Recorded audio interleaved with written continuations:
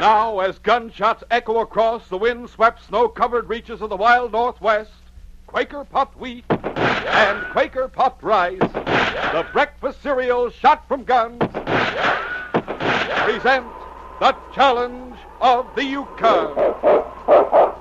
It's Yukon King, swiftest and strongest lead dog of the Northwest, blazing the trail for Sergeant Preston of the Northwest Mounted Police in his relentless pursuit of lawbreakers. On King, on Husky! Gold discovered in the Yukon.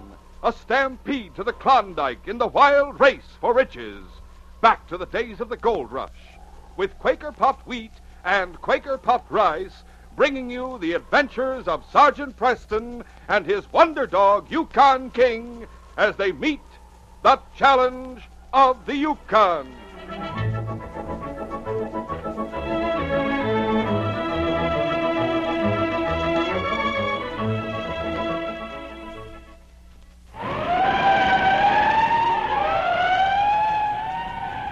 Look, Doc, you better hurry. Take a tip from Bugs Bunny. Don't be left out.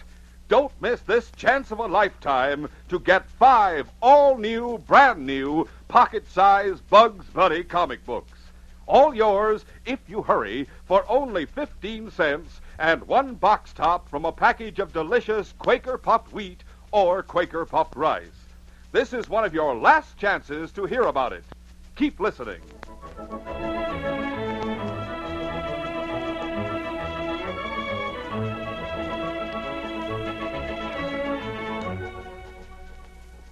Andy Anderson was a young man who, with his wife Helen and their little girl Judy, had gone to the Yukon during the first year of the gold rush. Andy's claim, about a mile or so outside of Selkirk, had paid off, and a year later, in the fall, Andy was jubilant as he sat at breakfast with Helen and Judy in their cabin. Just think, Helen, how lucky we've been. When I come back from town, I'll have $10,000 cash in payment for the claim. Oh, it doesn't seem possible, Andy. But you've worked hard. It wasn't just being lucky.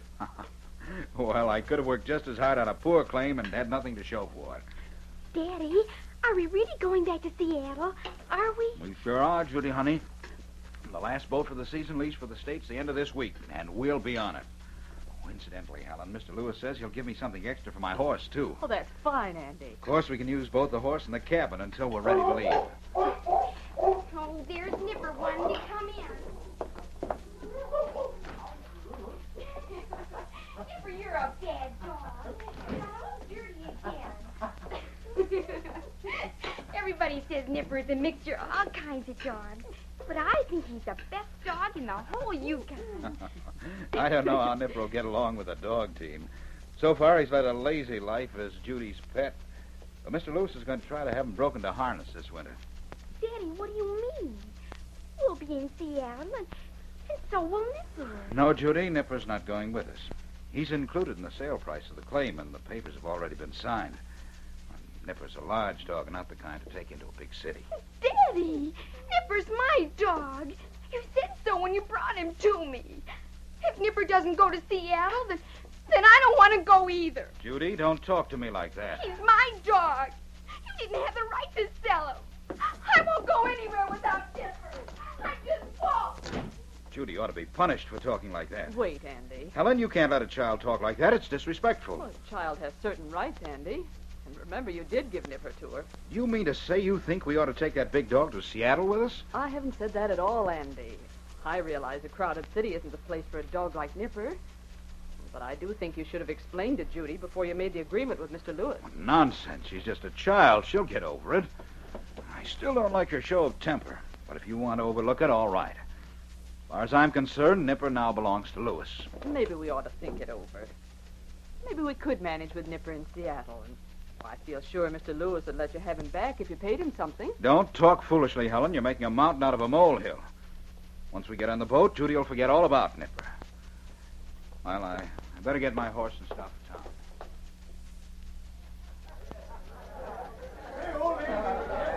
That afternoon, the cafe in Selkirk was crowded with the usual rough and weather-beaten prospectors who gathered to discuss their past experiences and their future plans in the vast Yukon territory. Many had found gold easily, but more had toiled and sweated with barely enough to pay their keep to show for it. Yet all were genuinely enthusiastic in their congratulations when someone succeeded. Two men sat at a table observing the crowd with unfriendly eyes. Buck Collins and Spike Cooper continually looked for the chance to get what others had worked for.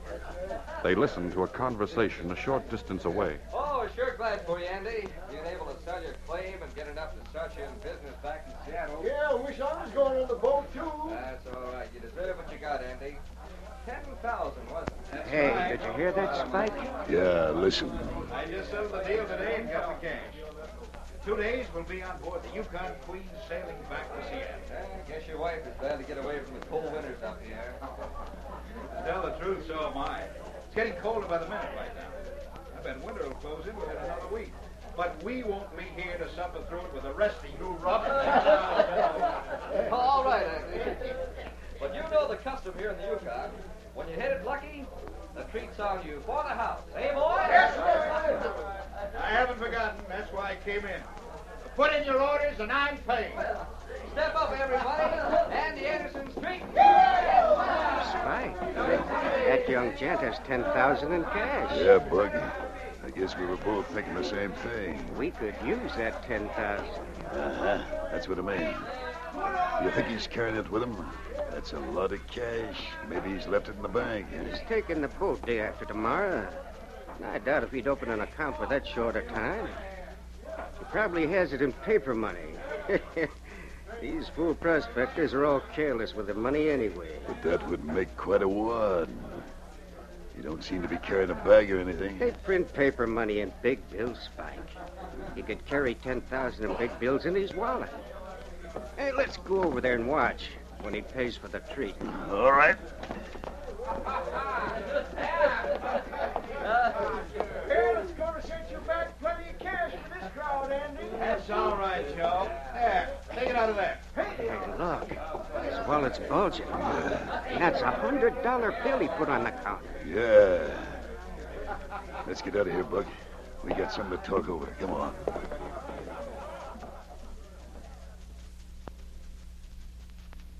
Later, Buck and Spike watched from their hotel window across the street as Andy Anderson left the cafe with two friends. The three men mounted their horses and started down the street. Yeah, there he goes now. He's got two others with him. That spoils her plans. It'd be risky trying to waylay three of them. Well, stop worrying. I happen to know young Anderson lives about a mile or so out on the North Trail with his wife and kid. Yeah? We'll ride out there later. And after we make sure his friends have gone on, we'll stop at the cabin and take the cash. And we'll go on to Indian Creek Landing and catch that last boat. Buck and Spike waited a while, then rode away from town. Shortly after, Sergeant Preston, with his great dog King, arrived in front of the constable's office in Selkirk. Move on. Come on, King. Hello, Jim. Hi there, Sergeant. I didn't expect you in town. Well, I had business in Indian Creek, so after it was settled, I decided to come down here and see how things are going with you. King and I'll take the boat back to Dawson day after tomorrow. I'm sure glad to see you. Pull up a chair. Oh, thanks, Jim. It's getting cold. Should snow soon. Yeah, that's right. Hi there, King. Can you put me up at your cabin? Sure I can. I'm glad to have you. I can see where we're going to have a quiet, pleasant evening together for once. You can bring me up to date on all the news of the force. We'll go home right now and get a good hot supper. That'll suit me fine, Jim. I guess King's hungry, too. Then let's go. Later, Andy Anderson's two friends left him at his cabin door and rode on toward their own claims a few miles up the trail. Andy entered the cabin after stabling his horse. Helen, I have the money. We're all set. Oh, that's wonderful, Andy. It won't take me very long to pack our few belongings. Oh, I don't think I could have endured another winter here in the Yukon. What was that? Did you hear it? It was a wolf howl, I guess. Snow's already hit the mountains, and the wolves are coming down into the valleys for food. By the way, where's Judy? Not in bed already. No, she took some supper out to the shed to give to Nipper. Oh, Andy, the poor little thing's broken-hearted about that dog. But she sat out there with him all afternoon. Well, she'll have to get over it. You've agreed we couldn't take Nipper with us to Seattle. Yes, I know I did, but... Oh, Andy, now that I've seen how hard Judy's taking it, I'm sorry the dog can't go with us. Judy'll forget about Nipper when she gets on the boat. I hope so. Andy, you'd better call Judy. That wolf howl has made me nervous. Don't worry. Judy's safe enough out there in the shed with Nipper. The wolves don't get too bold until wintertime, when the snow and ice makes it hard for them to get food. Well, call her anyway. It's getting dark and supper's almost ready. Maybe you should tell Judy that Nipper can sleep in the cabin tonight, Andy. Just this once. No, not that. Made a rule that Nipper couldn't sleep in here, and Judy knows better than to expect me to break it. Oh, Andy, honestly, sometimes I think you'll never understand children at all. I believe in discipline. But not too much of it, dear. Love and understanding can do a great deal more with little children. Oh, and when one has a pet she loves as Judy loves Nipper... Oh, forget that darn dog, will you? I have more important things to think about. Yes, of course. Well, somebody just rode up outside.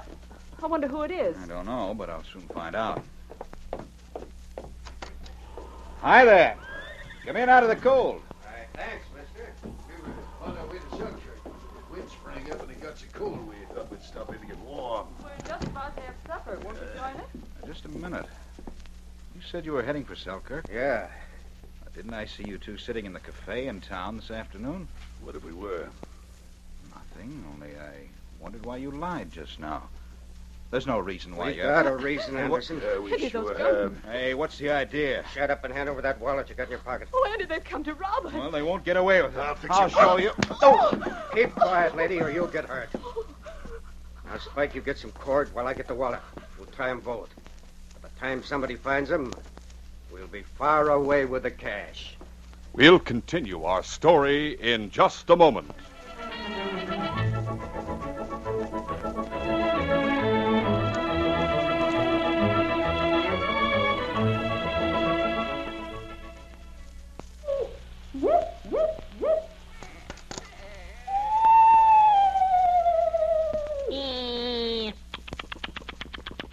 What's up, Doc? Plenty is up, fellas and girls, when Bugs Bunny is face to face with a ghost. It's no Halloween trick either. It's a cowboy ghost out in the wild and woolly West. Does Bugs have a ghost of a chance? Read all about it in Bugs Bunny Meets the Dwarf Ghost. It's just one of 5. Yes, I said 5 handy pocket-sized Bugs Bunny comic books that are yours if you act quickly.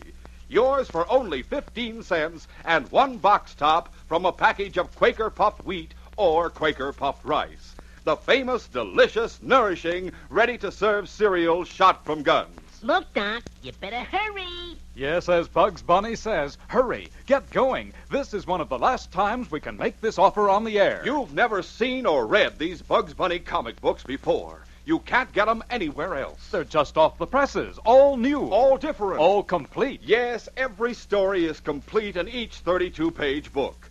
Just think, 5 different stories. 160 pages of fun, excitement, thrills, mystery, adventure. Wow, Doc, what an offer. Bugs Bunny said a mouthful because there's more excitement, more thrills in store for you when you read Bugs Bunny Fights the Man from Mars, Bugs Bunny Joins the Marines, Bugs Bunny Lion Tamer, Bugs Bunny Lost in the Frozen North, and plenty more. Yes, we'll send you a set of 5 different books. And we'll let you know how easy it is to get 10 more Bugs Bunny comic books. But this is one of your very last chances to hear about it, so listen carefully. Go to your grocer.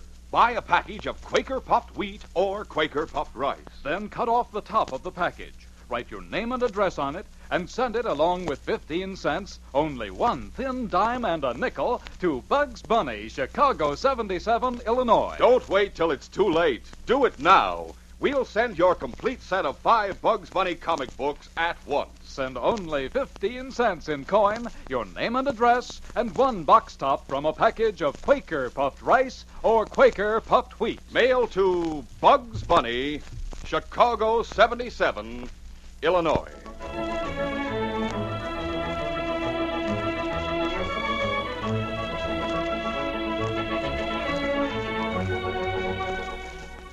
Now to continue our story. In the shed in back of the cabin, little Judy sat beside her dog Nipper, petting him as he ate the supper she had brought out to him. Oh, they can't leave you here, Nipper. I just can't. If you stay here, I want to stay with you.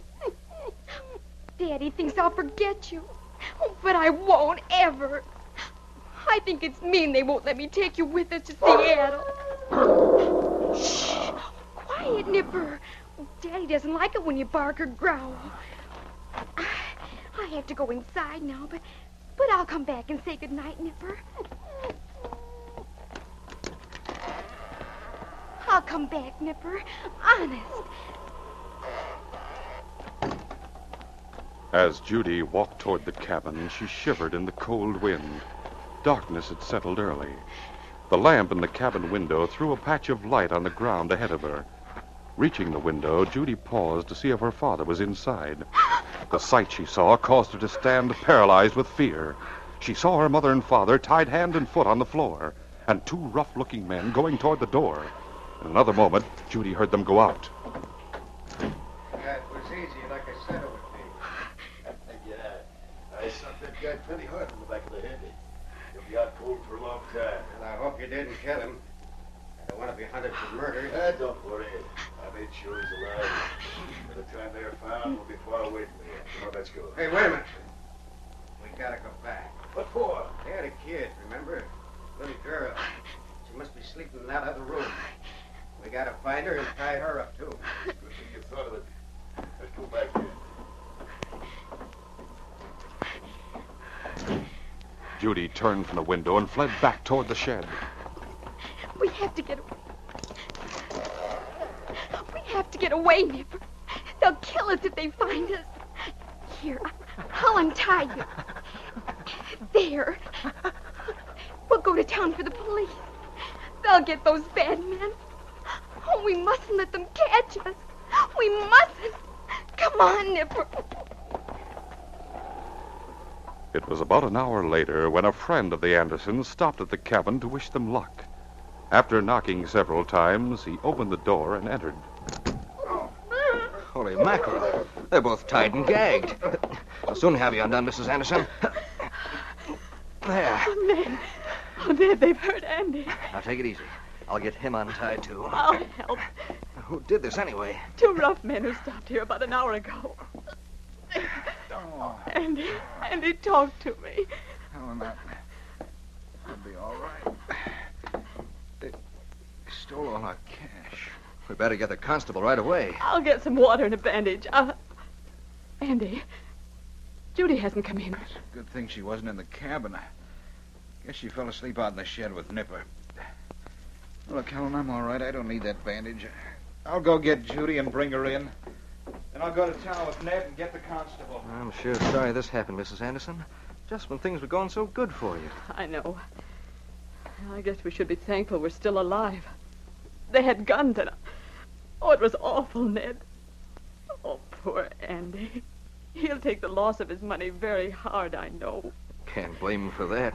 Losing 10,000 is something to worry about. She's gone. She's not in the shed. Nipper's gone, too. Oh, those men. Do you think Looks like it. I told you that mutt wasn't any good, letting them walk in and take Judy away. He probably trotted right along with them. Oh, we've got to do something right away. Ned, you stay here with Helen, will you? Sure. I'll get my horse and ride to town for the constable. It won't take me long. It's only a mile. They've got to find those crooks who took Judy. They just got to. Within the hour, Andy returned with Jim, the constable, and Sergeant Preston and King. So you see, Sergeant, we must find them. Oh, taking the money was bad enough, but to think they take our little girl with them. Are you sure they did, Mrs. Anderson? They must have. She's gone, isn't she? Yes, but I was thinking that from what you told me about the dog Nipper, she may Oh, if you mean Judy may have run away, I'm sure you're wrong, Sergeant. She wouldn't do that, I know. We'd better set out after the crooks right now. With King along, Just a minute, Jim. King can pick up their trail, all right. First, I want to be sure about the little girl. Do you have something of hers? Yes. Yes, her rag doll there on the chair. Oh, good. That'll do. Why do you want that, Sergeant? I'll let King sniff this doll, so we got Judy's scent. If the crooks brought the girl around in front with them and rode away with her, I'll find out from the way King acts. We'll go out to the shed with you. Come on. A few minutes later, the group stood inside the shed. Preston held out the doll to King and let the big dog sniff it. Then he spoke. Find her, King. Find her, boy. Come on. Look, he's going behind the shed and off into the timber. Wait a minute. What are you looking for? Footprints or perhaps hoof marks, but there aren't any. I do see a faint print of a child's shoe and tracks of a dog. Then they didn't take her. She did run away. Oh, Andy. I'm to blame for that, the way I acted about Blaming Nipper. yourself doesn't do any good, Andy. At least the men didn't find her. You said they came hunting for her. That's right, they did. They decided she was outside somewhere, and they went to look. I thought they found her in the shed. I was unconscious at the time. I didn't know about it. Look, Sergeant. Find Judy. Never mind the money. You've got to find Judy. Great day. Wolves.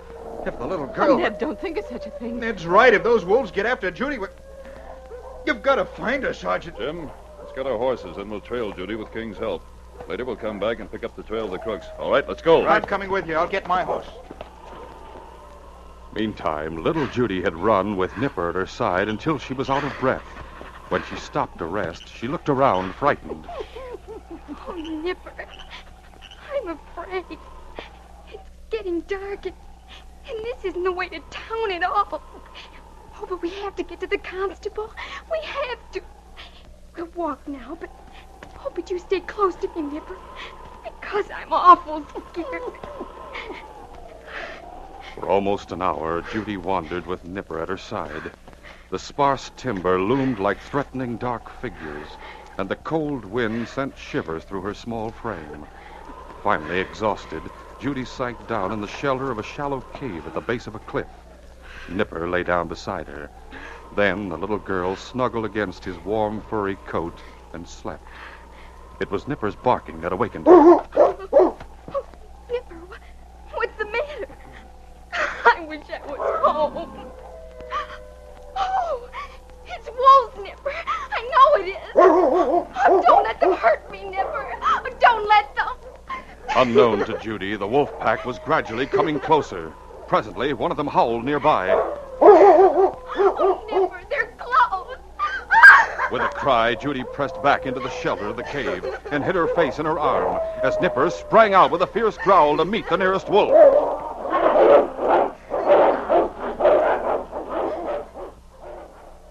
Meantime, Sergeant Preston with a constable and Andy followed the great dog King on Judy's trail.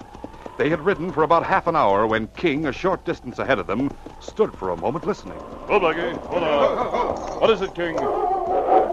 Wolves! They're fighting! Take it easy, Andy. Wait. Sounded like a dog barking. Come on, get your guns ready. Get up, As the men started forward, King, barking furiously, raced on ahead. The intelligent dog knew that the wolves were battling another dog. In the eerie light of the Yukon night, King's eyes soon made out the scene ahead. 3 wolves were moving in to help their leader against Nipper. King rushed into their midst with a challenging growl. In another second, King was beside Nipper, and shoulder to shoulder, the 2 dogs ripped into the wolves. Nipper tired, but the great dog King was a raging fury. He knew that Nipper was weakening and moved in front of the other dog. He attacked the big wolf leader and sent the beast running away, yelping with pain. Then King turned to the other wolves. He snapped and charged first one, then another. He moved with lightning speed, leaping, charging, and dodging murderous fangs. King held all 3 at bay until the men came close enough to help with their rifles. One of the wolves fell dead. The others ran. Easy. Man alive, look at the damage King did. Look, that one there. It's a dog. It's Nipper. Nipper, eh? He's limping a little. Hey, fella. Hey, Nipper. Hey, boy. Well, Nipper, you've got courage taking on a pack of wolves. King got here just in time, eh, fella? Judy must be around here somewhere if Nipper's here. Judy! Judy! Dad. Oh, Daddy. Judy. Oh, Daddy, I was so scared. Oh, my girl. The wolves came and Nipper went to fight them. Is she all right? Yes, thanks to Nipper. He held the pack off until your dog got here to help. Good thing King did get here. Nipper was about all in. Nipper's all right in King's book, and that makes him all right in mine. Now let's get Judy back to the cabin, and Jim and I'll get after the crooks. Let's go. Come on, All right, Judy, Sergeant. dear. Returning to the cabin, Sergeant Preston and the constable left Andy and Judy there. Then, with King leading the way, they set out on the trail of Buck and Spike. It was noon of the next day when they returned to the cabin with the two crooks, whose torn clothing and bruised faces gave evidence that they had resisted arrest and had been captured by the Mounties only after a fierce struggle. Steady. All right, you two. Dismount. Go on inside. Watch them, King. If it hadn't been for King, we wouldn't have overtaken them so soon. We'd have got away if that dog hadn't trailed us. Never mind the talk. Go on in the cabin. All right. You caught them. That's right. Get inside, both of you. Those are the two men who robbed us. Yes, we know. Here's your wallet, Andy. Golly, thanks, Sergeant. Oh, thank heavens. Now we can leave on the boat tomorrow after all. What's the matter with King? He's going into the other room. Nipper and Judy are in there. Judy's packing her things for the trip. Oh, Daddy, you ought to see King and Nipper playing together in here. You bring him in here, Judy. All right. Come on, Nipper. Come on, King. Oh, they're almost knocking me down. You know, Andy, there's nothing nicer than a dog and a child playing happily together. Sergeant, if that's your way of telling me I ought to take Nipper along with us, I've already decided to. I'll buy him back from Lewis today. Isn't it wonderful, Sergeant? Nipper's going with us. Yes, it is, Judy.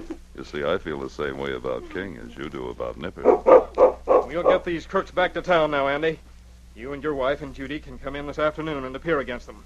Then we can dispose of the case before you leave the Yukon. We'll be there, Constable. Well, as far as King and I are concerned, this case is closed, isn't it, King?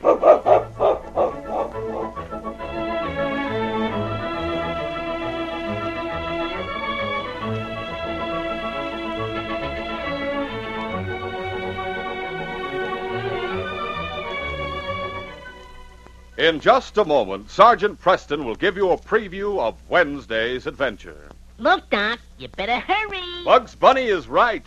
Hurry, hurry, hurry. If you want to get in on a riot of laughs and spine-tingling thrills in the 5 Bugs Bunny comic books we have for you. This is one of the very last times we can tell you about this sensational offer. Remember, it's made only by Quaker Puffed Wheat and Quaker Puffed Rice. Not 1, not 2, 3, or 4, but 5 Bugs Bunny comic books for only 15 cents and 1 box top from Quaker Puffed Wheat or Rice.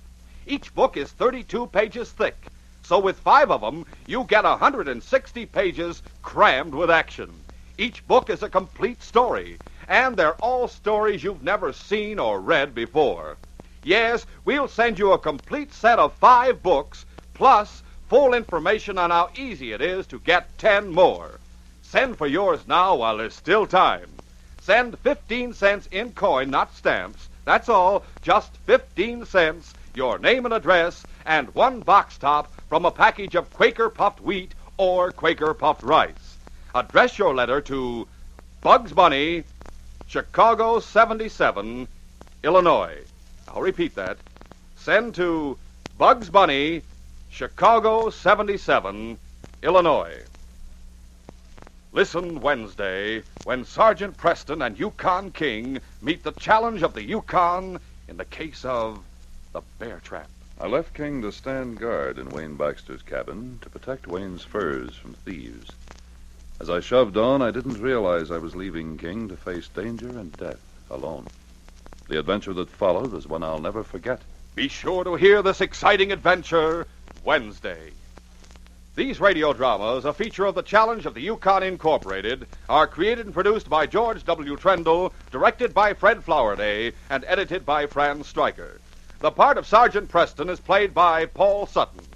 They are brought to you every Monday, Wednesday, and Friday at this same time by Quaker Puffed Wheat and Quaker Puffed Rice, the breakfast cereal shot from guns.